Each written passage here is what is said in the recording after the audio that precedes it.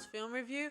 I'm your host, Sarah Stephenson, and this is my co-host, Mike Stephenson. Hi, guys. And today we're finishing up our Psycho franchise by reviewing the Psycho remake movie that was done in 1998. Yes. Yes. Interesting. It follows the 1960 version that Alfred Hitchcock made. The exact script, pretty much shot for shot, scene for scene, trying to emulate Alfred Hitchcock's style of movie making. Yeah. So today we're not going to do what we do usually, where we do a summarize the plot, thoroughly throughout this podcast this time around, because as Mike points out to you guys already, that this is word for word, shot by shot remake of that very movie. version. Meaning nothing, too much of the stuff that you may have seen in the original Psycho movie is in this one. Yeah, there's a few subtle differences and a few things we'll talk about instead of going through the whole plot. Mm-hmm. Okay, so do you want me to go through the producers, directors and stuff? Yeah, it would be best for it. I'll do that, right. Okay, this was actually produced and directed by a guy called Gus Van Sant. And that was done through Universal Pictures. Now, as we said, it's a remake. They use the original script that Joseph Stefano wrote. That's 1960, 70, 80, 90, almost 40 years earlier. So, so they borrowed that and they just contemporized it where they needed to, because obviously 40 years there's a few changes in technology and the way people speak a little bit, so they did change the little things and modernize it, but apart from that they stayed true to the original screenplay. Yeah, but that's as far as it goes, guys. The Now, rest of the stuff we'll point out to you. I'm not going to trash mouth it or anything like that. As I promised to you guys in previous viewings, that we're not going to troll it to death. No, we try not to, but if there are some weak points in it, we will discuss the weak points. Yeah. We're not trying to take down Gus Van Sant or any of the actors. However, we're not the only ones who think it didn't actually measure up. Yeah, a lot of directors and other actors probably thought this movie was better just as it was many years ago in 1960, because it had the black and white board made it a little more, give it character. Atmos? Yes. Yeah. See, Alfred Hitchcock made a classic cult film, and his style, that was the best movie he ever made. That's just not me saying that, it's been regarded as his best movie ever made. Mm-hmm. Why remake a classic? We'll discuss that in a few minutes. Yeah, I think a lot of people have asked that same question as you do, Mike. Why spend all that money to try to emulate a god in the industry? Beats me. Pardon the noise that bat's car going past him. So wasn't me. Yeah, so I'll start with the costumes, even though it's not really important. Oh no, it's relevant because we're getting into production more so than anything. So let's talk about the nitty gritty, the bits and pieces. So I'll talk about the nitty gritty. We'll not go, as I said before, we won't discuss the plot, because the plot, as I said, is the same as the 1961 version. So you want to know about the plot? Yeah, look at that. Yes, exactly. So anyway, the costuming is a very confusing process in this one. Yeah, this movie was supposed to be a contemporary version of the story set in 1998. Mm-hmm. No one told the costumery person, wardrobe, whatever you want to call them, that. And she thought it was going to be a period type movie. Back to 1960s. So it's not overly noticeable, but you do notice a couple of clothing styles which may not suit in some instances there, and that's because they got crossed wires on what they had to wear. Yeah. The only person that most likely wore something modern was Lila Crane, who was played by, what was her name? What's her name? Julianne Moore. Yeah, Julianne Moore. You may have known her in either one of the Silence of the Lambs movies, I think it was. Was she a sheep, was she? No, she played with the detective. Oh, in the second movie. Yes. That's right. See, right. Because what's McCall? Jodie Foster played the first one. Yeah. Yeah. Yeah. So anyway, she wore a contemporary clothing. Yeah, with pair of jeans, top, and that sort of stuff. Yeah, and she wore those usual headphones and she had a Walkman. Walkman on. Yeah, I think he used to use them back in those days. Which brought it to the 21st or 20th century. Yeah. Sort of thing. Exactly. But Unlike she could have been walking down the street today and should fit in. Yeah. Anyway, Yeah. there was some other stuff there that, like the cars, that pretty much told us we are living in the 90s.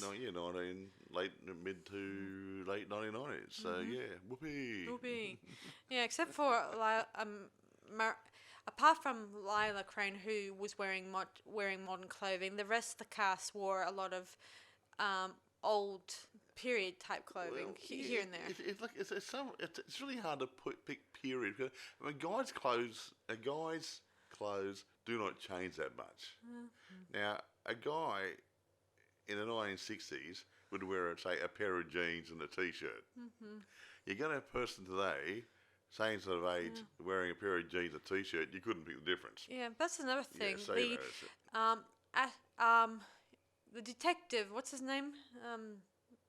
The actor's name? No, his character's name. Obergast. Obergast. He wore just an ordinary one of those fedora hats, which we haven't worn in like thousands of years. Well, but the point is you don't wear them. Yeah, but modern detectives, did you guys watch NYPD Blue or...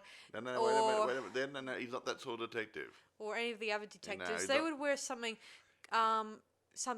nice, but they don't wear a hat. Wait. Like Those that detectives work for anymore. a police station. He's independent policeman. Yeah, I think detective. He doesn't work for the police. I know that, but has his own personal when was the last time have you seen a detective in the 90s that wore a hat like that? Well, I'll ask you that, the audience. Have you well- seen a detective in a detective show or movie who was a private detective who wore a hat like that?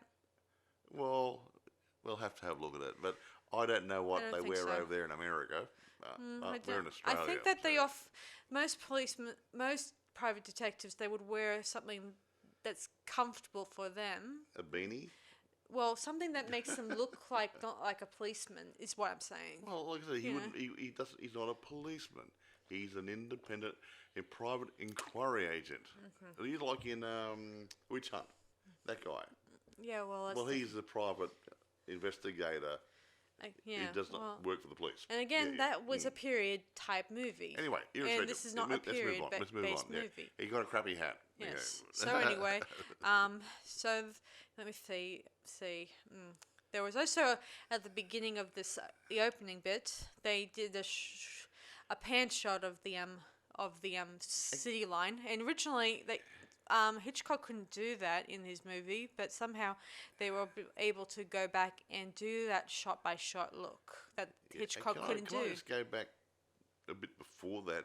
Right when they actually did the opening credits on this movie, did you find it was running really, really fast when they're going through it? Like you hardly read it? Yeah, I felt that way. I mean, they go whack, whack, whack, whack.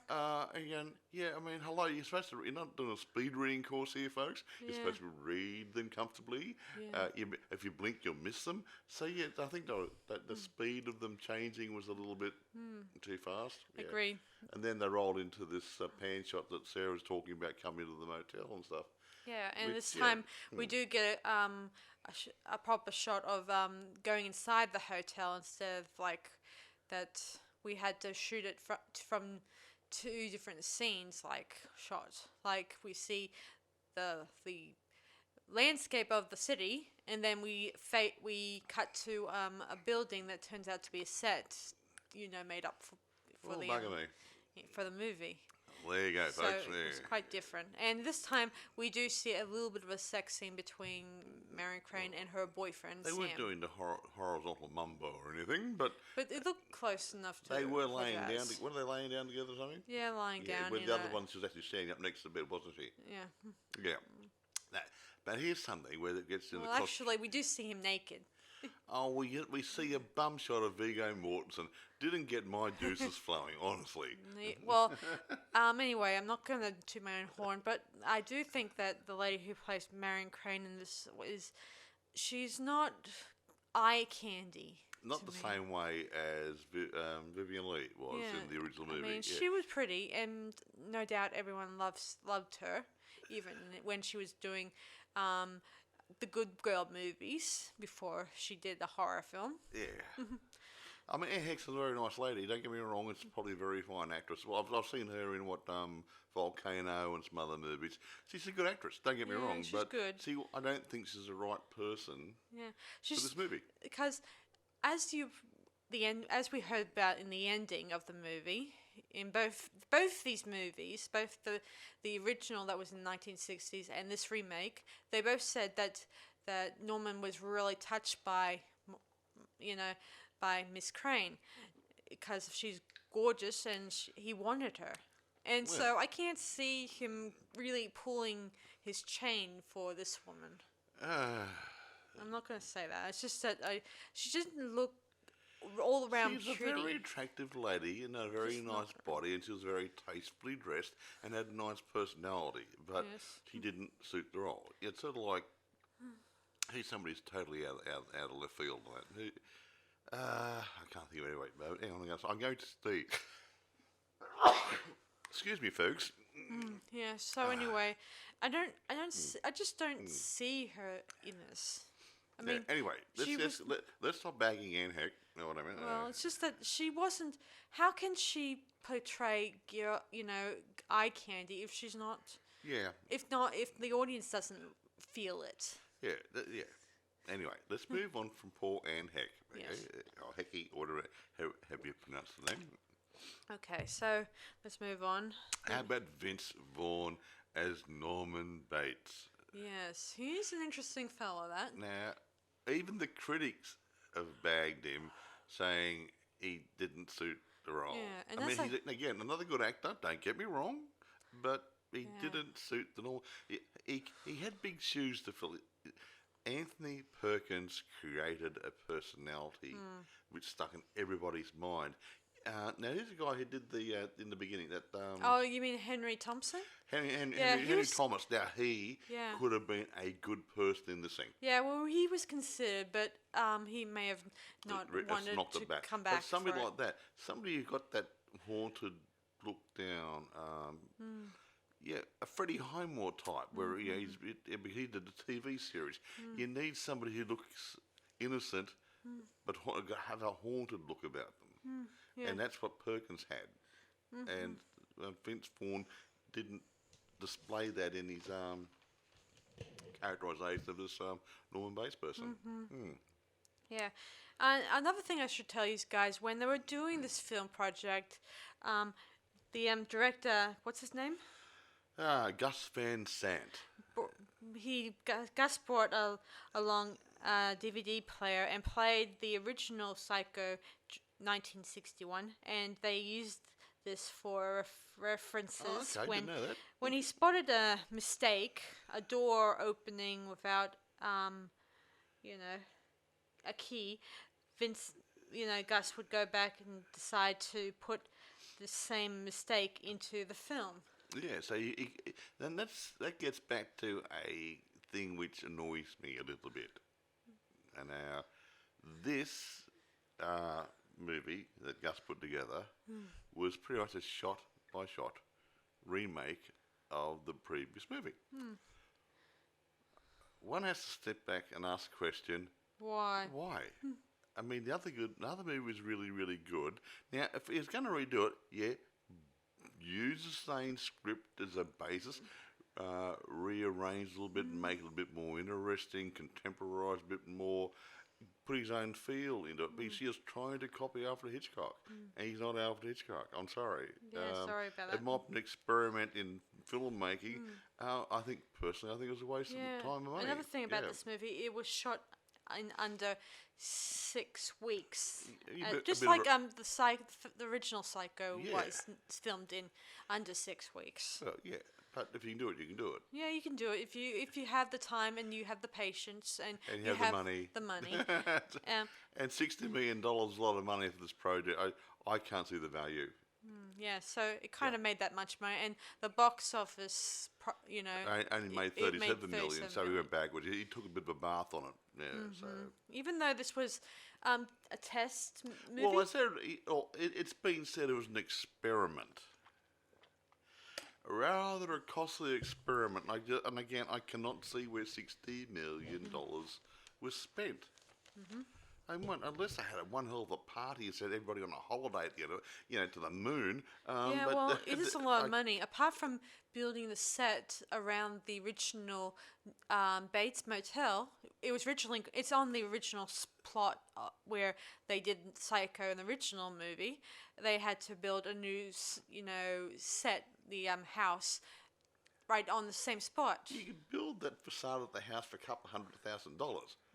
And the motel rooms, you don't see the inside. They don't even facades. That's only about a couple $100,000 maybe. Yes. Where's the $60 million? Well, you did tell me before a while back doesn't the hotel. We watched it just 2 days ago, and Mike remarked how much it looked familiar to him. I'm not quite sure whether it's the same one because you can make a motel look like another motel. They're all the same, they're little boxes in a row, yeah. But it looked like it could have been the same motel, so they may not have even rebuilt it. They might have borrowed it. I can't remember. I don't know. I'd have to watch probably the last Psycho movie because they might have used the same set or something. I don't know. Yeah. So anyway, who knows? Yeah. According to the Universal Studio guys, they were less impressed with this movie, and I imagine they probably put the trailer out and they thought, well, let's just make it a heavy loss by distributing it. See, they might have picked up a few dollars when they went into home distribution, like your DVDs and Netflix there and that sort of stuff, TV syndication. They might have picked up a few dollars. Yeah, but there was a few I don't scenes know. that didn't make sense to me in it.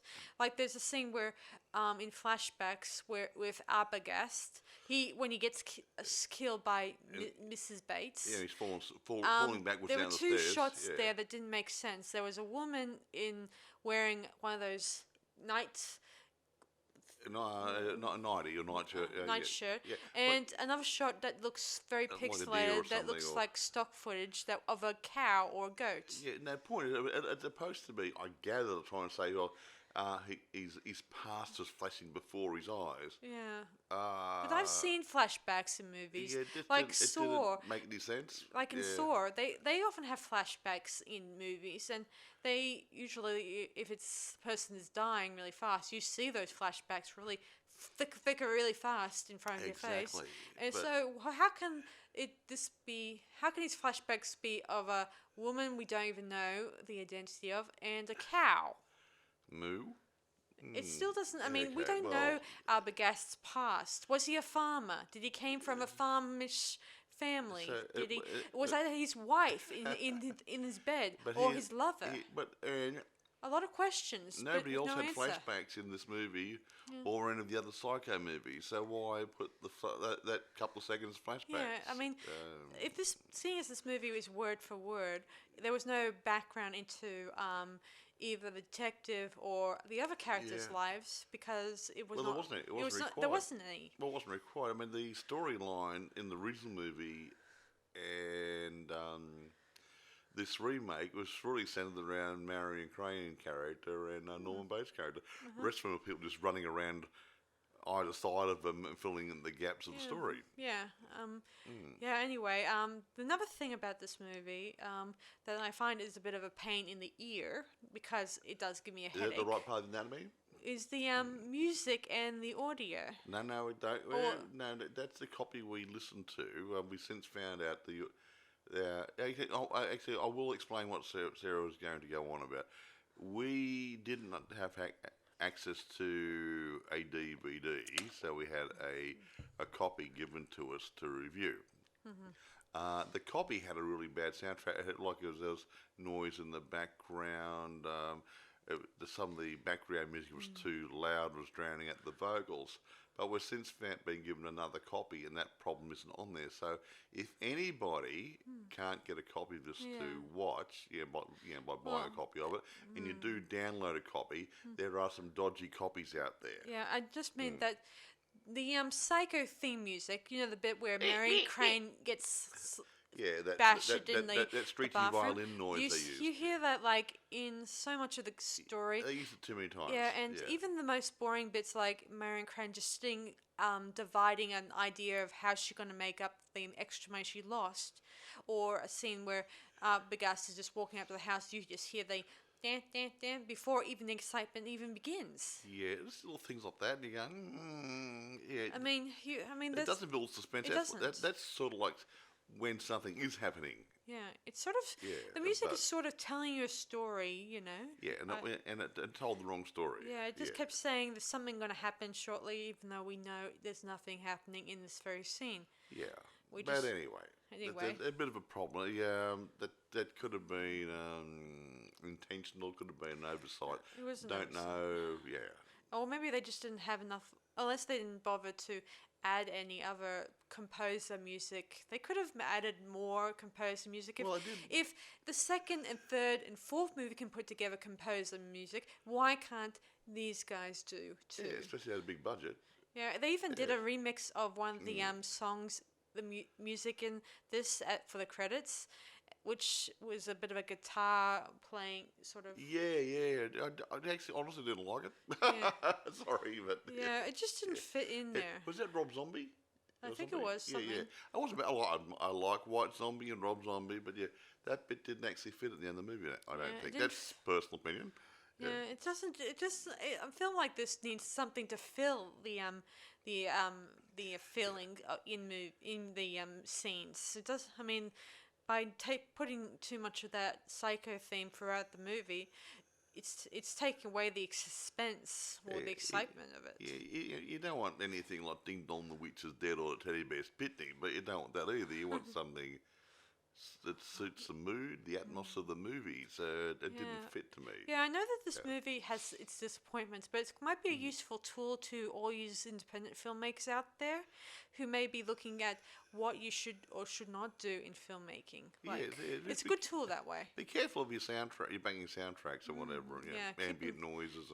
And keep an eye out what kind of music you want to make the scene in this movie. It's always good. I mean, any movie you make. If you're going to do it, and especially you up and coming ones that have a big budget, there's a lot of public domain type music out there you can use possibly. Yeah. Just try to find something good. Just be very aware of how you want to set the mood. It's always good. Music's really good. I mean, a lot of the early movies didn't have a lot of music in them. They just relied on the dialogue and people talking and that sort of stuff, and traffic noises and birds and that sort of stuff. But that's another thing in this movie. They kind of, was it this movie or is it in the other one too? I said the copy we listened to had a bad soundtrack. Yeah. I haven't had a good listen to the other one being given. I'm just presuming that the backing soundtrack, there must have been a dual layer audio, and whoever gave us a copy of it, that second layer before the background noise was too loud or something. I don't know. Leave the birds alone. Yeah, well, it was a bit loud. Some of it, but that's the copy we watched. Yeah. Yeah, and I don't know. Anyway, it doesn't matter. I mean, be careful. There are some dodgy copies out there. If you can't buy one, you have to download. Yeah, if you can't find a good copy on the first download, try another download. Yeah, even though this has been. I mean, I probably will recommend you guys to check this movie out. If you don't believe me about it being not worth my money, then you guys watch it. But I would recommend you guys to check it out and put your own thoughts on it. Some people think it's a good movie. Okay, true. But comparing it to the original, there's no comparison. That's what I'm trying to say. It's if you didn't see the 1960s version of the movie, it wouldn't matter. But we know we know and love the original movie. Yeah. And this one here doesn't. I just thought hold the a candle shower to it. scene was a little disappointing, a little bit, because, it's shot by shot, obviously, but when Yeah. we get to the part where we see this lady coming into the shower scene, there was a moment when Marion Crane didn't even scream when the curtain was flung out. It was like there was a few seconds that she didn't scream. There. Yeah, no scream like, eek, who Like, are you? yeah, I'm like- bringing the towel for you, madam. No, Yeah, like nothing. in No. the Janet Leigh one, she's when the curtain was flung away, she turned and screamed her lungs out as loud as she could. Well, that sort of set the mood, didn't it? Yeah, and then the knife bit, obviously, and all that stuff. It looked pretty good. And just screamed like more, and then you had the violin bit going, and everything. It was really good, just like the Jaws music. Yeah. Didn't you say something about that you noticed her eye in the shot? Oh yeah, blinking in when this she one was here, dying? when she'd collapsed on the floor, leaning out over the bath, when the camera went straight into the face, close up, her eye moved. You could have done a retake, guys. Hello. Or at least do a still frame. It's still no. Well, they're doing weren't they doing a pan out or something? Or Yeah. at the time, you couldn't do a still frame as easily, but her eye moved. Alfred Hitchcock had to deal with this too. Yeah, true. Yeah, and I think he had a bit of a problem with a flickering eye and a bit of this, and he had a bit of a cut here and a cut there and whatever. Yeah. Hey, cutting room floor, folks. Those couple of seconds. Yeah, Quite right. 1 or 2 seconds. That's what 30 frames, maybe 40 frames on the floor. Wouldn't see the eye move. Yeah, I mean, I've seen those other Psycho movies, and while this may be a tribute movie to Alfred Hitchcock, the other one seemed But to it wasn't be a tribute. It wasn't a tribute. It was made as an experimental film. I know. I just meant that the other ones that came after, like the second, the third, and the fourth one, they had more suspense and more, Yeah. excitement in the project. They added to the story. Yeah, Yeah, they added something to it. yeah, exactly. Even those 2 and 3. Yeah, they could have used them as another benchmark to get them to put some excitement back into the story a little bit. If you wanted to make the scene a little bit more less frame by frame, why don't you just try adding some other shots or adding some similar shots from the other movies to make it more suspenseful. I would have done a remake and rewritten a rewrite of the screenplay, following the same story but changing it a little bit to make it a new product instead of trying to copy an old one. I also found out, Gus, when he was questioned to why he made this remake, you know what he said? That he wanted to be the first to do this. Well, What does that tell you? waste Well, of money? actually, it could tell me two things. He may have been worried that other people would take his idea and run off with it, or he was just, he just wanted to be the first one to do the remake before anyone else Well, would. anyway, I don't know. The critics didn't like it. No, they didn't. And they bagged him. They knocked Dan Heck for her And portrayal of Marion Crane. And they gave this movie so many raspberry awards that say worst actor, worst worst actress and worst this.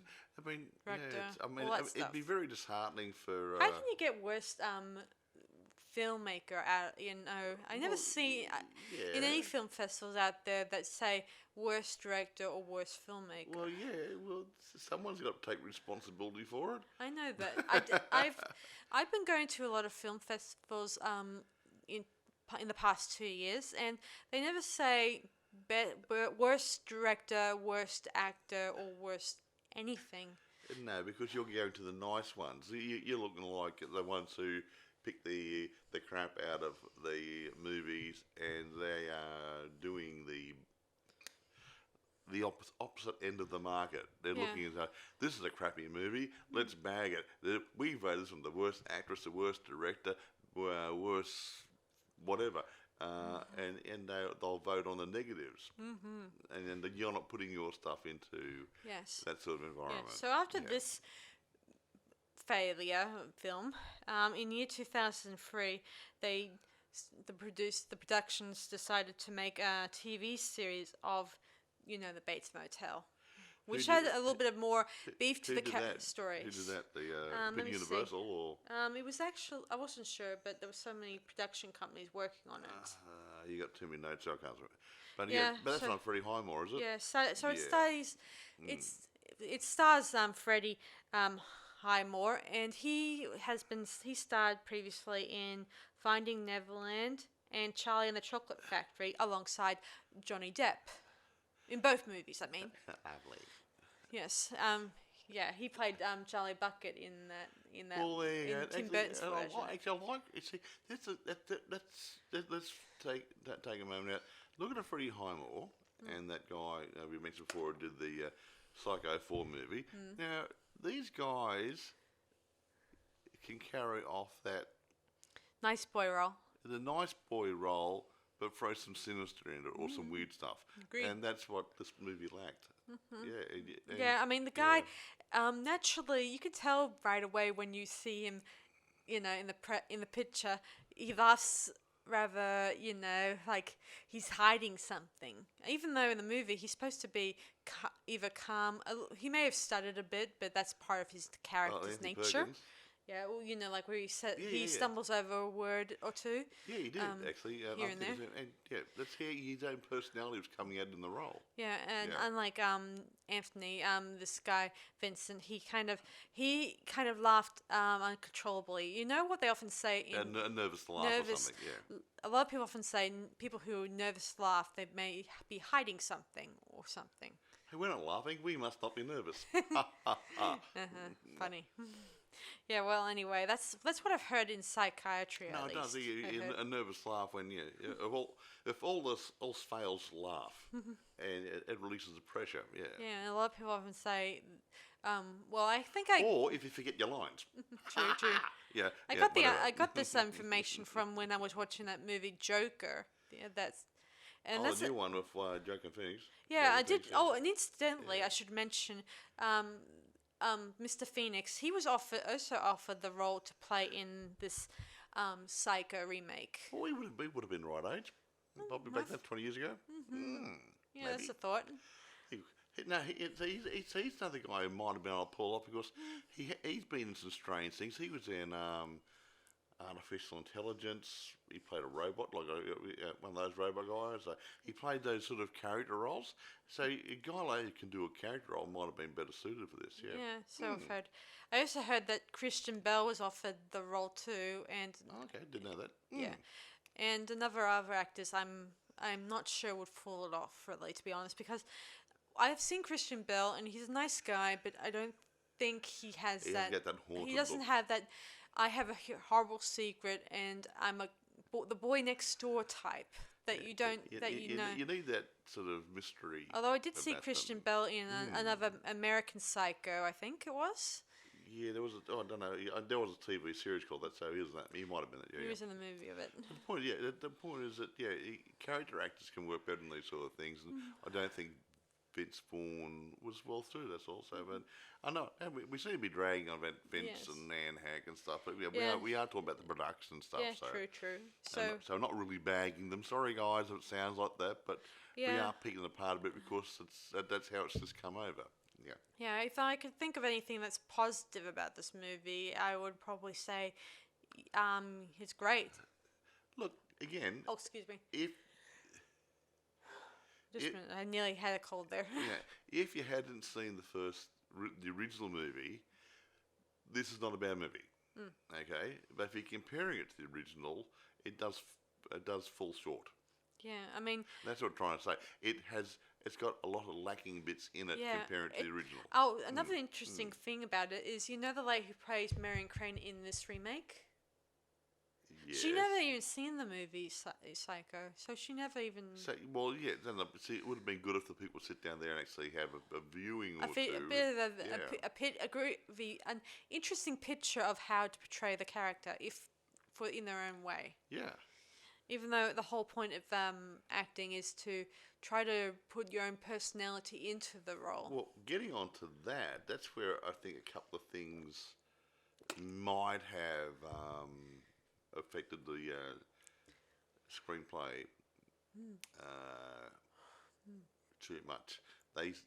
I read somewhere that Vince Vaughn and I think Julianne Moore were allowed to interpret the role and character the way they saw it, not so much Ah, that I see. they didn't rely on the director. Ah, see. So Julianne Moore is playing Marion Crane's sister. She became over a bit more forceful and assertive in this movie. Lila. Lila Crane. And Vince gave his idea of what Norman Bates should be like, and that's possibly why they didn't work. Yeah. They didn't really understand Norman Bates. So yeah, Yeah. I don't know. It's If it was up to me, if I ever did do a movie, I'm not saying I will, but if I did, I would probably go back to the original book to get research. Yeah, exactly right. A lot more. I mean, that's You where. go back to the roots, find out where it was based on, And see maybe if you can even- improve on it. And maybe even look up Ed Yeah. Gein, his The original guy. original story. Yeah. So it would be always good to go to. Yeah, Ed Gein, guys, read up on Ed Gein. Yeah, I'm pretty sure this stuff will be really good storytelling for you to read. Yeah, that Ed Gein was his strange behaviour was the source of many movies. Psycho, Texas Chainsaw Massacre, and there's some other ones, wasn't there? Silence of the Lambs. Silence of the Lambs, Buffalo Bill, if you Yeah, Buffalo Bill and Silence. So his character, he's really weird, a real weird guy out of reality, not out of fiction. And that's why these sort of stories come to life so good if you do it well, because it is taken out of reality. Yeah, incidentally, I found out when I was looking up Ed Gein not too long ago, I found out that when he was getting gone to incarcerated for his crimes. Did he go to nut house or not in jail? I don't know if he goes to a jail or just a nut house, maybe, but maybe he did. I would have been a nut house. Yeah. Anyway, according to research, they said that some arsonists kind of set fire to his home and his house. Well, he wasn't using it. But he heard about it and he kind of chuckled and says, "No matter." Well, he's crazy. That's why. Yeah, I lost it. Yes. Did you realise when they arrested Ed Gein and took away, they actually sold off some of the gear he had there? Really? Wow. Well, they had an auction and they just sold stuff. And I don't know why it wasn't theirs to sell, but yeah, I mean it's kind of once he's arrested, it's probably evidence. Well, no, after the evidence bit, after he was in jail, after the court case, because I was watching Ghost Adventures, not Ghost Adventures, there was a spin-off of it, and a big cooking pot, like a cauldron type thing, which is used in the old stories, was actually from Ed Gein's farmhouse. That's supposed to be haunted somehow or other, Haunted. Spirits attached to it, that sort of stuff. And somebody's actually bought it, and that's been in their house. That's been giving me a lot of bad luck.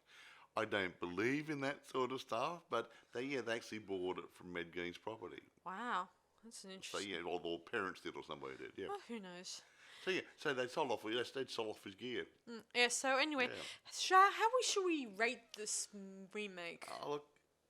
I mean, I don't want to sound like a troll. Me Okay. neither. Now, I'm in grading it. I'm gonna try to forget the 1960s version. I'm gonna grade it purely on the efforts of the director and the actors and the suitability of the actors. And I'd say the directorship wasn't too bad, but he had a few things he didn't handle properly. The actors weren't suited, but they gave it the best shot. So I'm not going to take anything away from Anne Heck or Vince Vaughn or anything, but I can't give it over, say, 7 Yeah. as a whole, as a production. I'd probably give it 6.5 Yeah. out of 10. Look, it's still a good watch. If you haven't seen the original or you want to compare it, please watch it. If you can get a good copy from the shops, get a copy. If you do, download a torrent or something like that, which that's usually your last resort.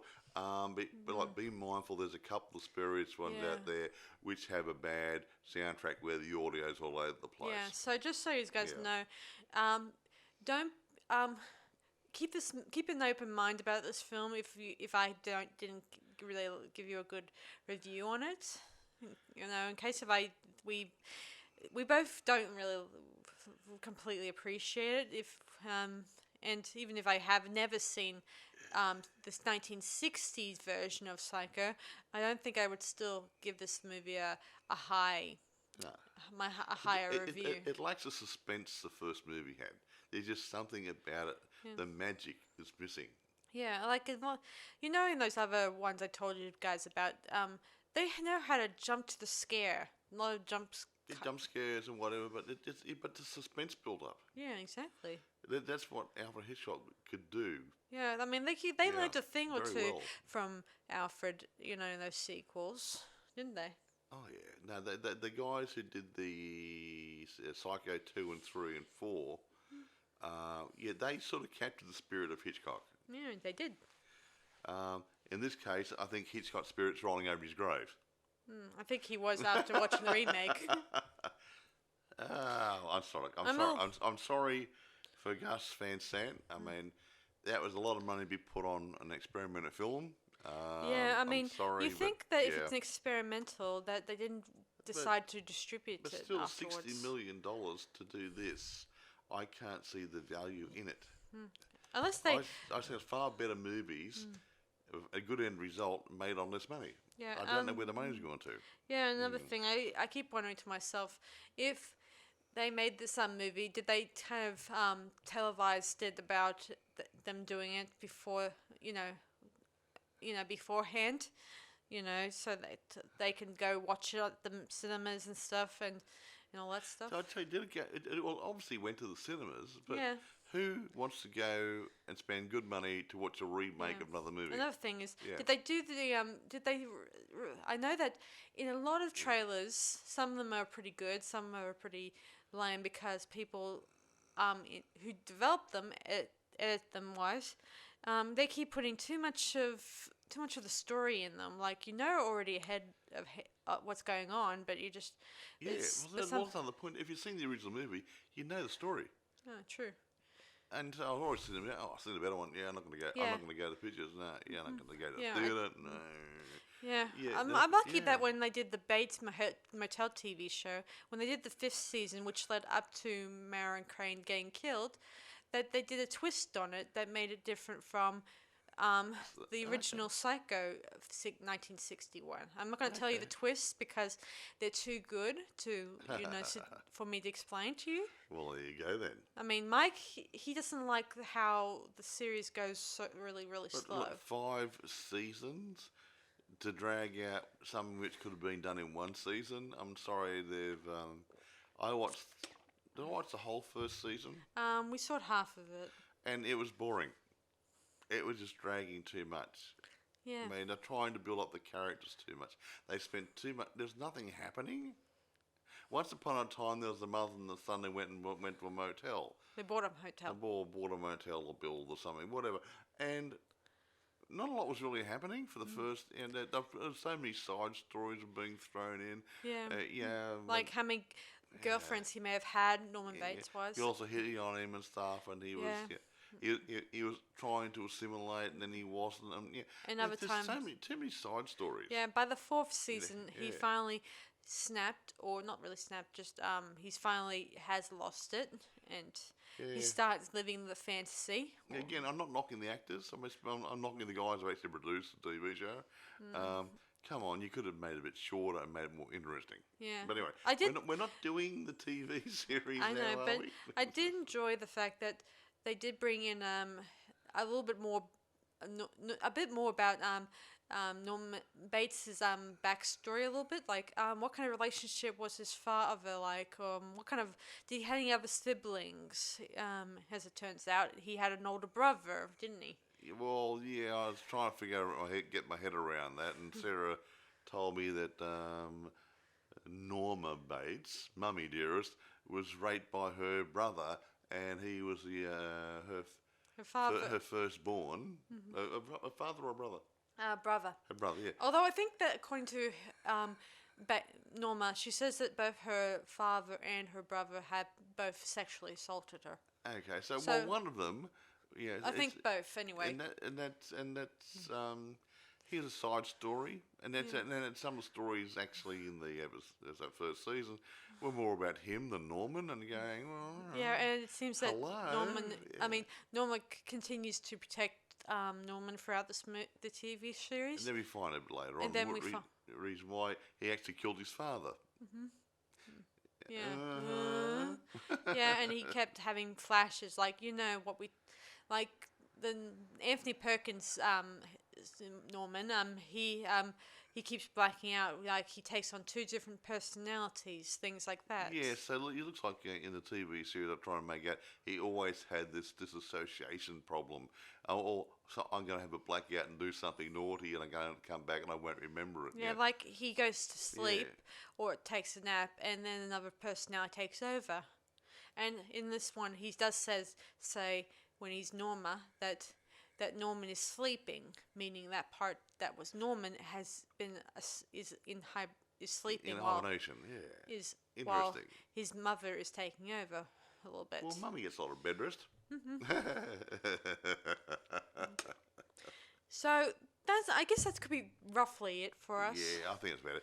I am sorry that this couldn't be a better. No, it's important. review. Not every movie we're going to review is going to be a 9 or a 10er. I did think about doing some really, really, really bad movies, but then again, if we do those, I'm not going to be much better than being a troll because they're going to rip them apart. I don't want to go that way. Yeah, that's the problem. Yeah. I mean, whenever I see other people's, not knocking other people's opinions, but I just don't like it when people rip into a movie, any kind of movie out there that maybe turn out to be good, and then this prevents other people from watching it. Yeah, I mean, there are some crappy movies out there which I don't like. Okay, but they're cult movies. People like them. Like, take Eraserhead. I've watched Eraserhead several times over the years. I still can't get my head around it. I don't like the movie, but a lot of people do like it. So David Lynch has made a movie which has appealed to a certain percentage of the population, but not everyone's going to like it. And that accounts for just about every movie that's going to be made. And then he made some other movies after that. He made some really good movies after that. Yeah, oh crikey, Elephant Man, was it Mulholland Drive, and some other. He made some really fine movies. And it's look just at the first movie I just can't get my head around. and look at George Romero. Romero, yeah, he's done some awesome movies, B movies, zombie movies, and they still have. Well, he started the Night of the Living Dead stuff. Well, and that was he kick-started that sort of stuff, and other people said, "Hey, we can do that." Yeah, and every time I see either Night of the Living Dead or the Day of the Dead, Dawn of the Dead or the Day of the Dead or the other ones, I keep thinking how much it's become more and more different from one another in a good way. Zombies have become a household name because of him. Yeah, true. But you've got to admit it was interesting, especially when we watched that Elvira version of it. Oh yeah, Elvira talking out. That's really good. Yeah, I can watch Elvira all night, folks. Yeah, I almost wish I could watch the whole entire series if I can find it out there. Well, you can download them, but the problem is the quality of the movies are rubbish because they can't re-digitalize them because she's being put over the top. But so it's going to be hard to digitalize them, and there are a lot of B movies. No one's going to worry about doing it. Yeah, they did a newer version. My sister never even knew this, but I watched a new version of Elvira's movie Macabre recently, and it looked pretty good, especially the intro a little bit, even though I like the old intro where she's walking down a hallway, which is misty and foggy, and she's walking in a sexy way. And she does. Yes. And she does the opening with the candles and her waving at the camera saying, "Hello, my darlings." She's really cute. Hey, Cassandra. Hey. Yes. Hope you're listening, Cassandra. I think you're tops. Yeah, we all love you, Cassandra. One day we'll do a review on your movie, Mistress of the Dark. Yeah, later we might on. do that. They've got two movies. What's the other one? There was one. Haunted Hills? Haunted Hill, I think it was. We might do those just for Cassandra because she is. Because we both love you very much, Catherine. No, she's what's the word? Cassandra. She's a creature under. She's not copying anybody. She's her own person. She is. Cassandra is Elvira. Oh, incidentally, did we find out that Vampira, she was an earlier an early version, a hostess for another movie-related show, and she tried to sue Elvira for her style. And if you look at the old Vampira and Elvira, apart from having a black dress, there's nothing different. They're totally different. Yeah, Elvira is more punk rock style about her. Yeah, steampunk or something. Yeah, something. But there's another point. I just came back to the suing and that sort of stuff. I mean, Elvira didn't come up with this. The TV station came up with it, and they looked for someone to fill the role, wasn't exactly. it? And the same as when Vampire did hers. They were looking for somebody, and they grabbed her to fill the role. Yeah. She didn't even make the persona. The TV station suggests it, and they made it, and they ramped it up a little bit, and whatever they did to it, and they helped her make that personality. Yeah. And she was just next generation. Yeah, she was pretty. I often love her funny jokes and all that stuff. She's just so natural. She's and cute. I like it that she's not all the way gothic. She's a nice, she's like the nice friendly girl. Not Gothic. the girl next door who's a bit strange. Yeah, Yes. yeah. Yeah, And really good looking. yeah, she's great. I almost regret that she never made a TV series, not movie macabre. I mean, but a TV And series she's about my age. that means that she can probably start talking like a normal human being. Do a few episodes where you see her outside of the movie macabre, just talking like a normal human being. Yeah, I've seen on YouTube, Cassandra actually without the Elvira costume on, and she's being interviewed, and she's a very charming, lively, outward-going does she have lady. Does she have red or brown hair? I don't. Oh, I can't remember. You can't always go by YouTube colour. It's probably a mid-brown. Mid-browny, light, dark blonde. She's a very attractive lady. But she doesn't look anything like Elvira. When I meant earlier about her doing a TV show, I meant like her still doing the Elvira angle, and she's sort of having her own new adventures, like Mistress, the dark stuff, running around. I'm saying that when you see her being interviewed, and she looks like that, but she's still. Her own personality is not Elvira, but she's still a very outgoing lady, and she's lovely. I'm kind of glad that she continues to be Elvira over the years. Yeah. Even though I never watched too many of her movie macabres because I don't think we get too many in Australia. Well, they were on TV years ago, but the copies you can buy and everything, they're not very good quality, which is a shame. Which channel was they originally on? And well, I don't know. Here in Australia, it would have been Channel 7 or Channel 9. And probably really, really late, like 9 o'clock at night. I don't know. Probably 12 o'clock at night. No, it wouldn't have been 12. It would have been after. They would have had a movie on before. Like then 8:30 to 10:30. That's what I normally did back in those days. And at 10:30 it might have come on or something. I would have thought it would have gone really late, like say 11. 10:30 to 12:30. Something like that. Which is 2 hours. I mean, people have to go to bed occasionally and go to work the next day. I know them, and I just figured that because a lot of people, the night stuff that you don't expect children to see, would most likely wouldn't see Elvira showing her. Her talents on the air. See, we actually had a male horror movie host when I was growing up.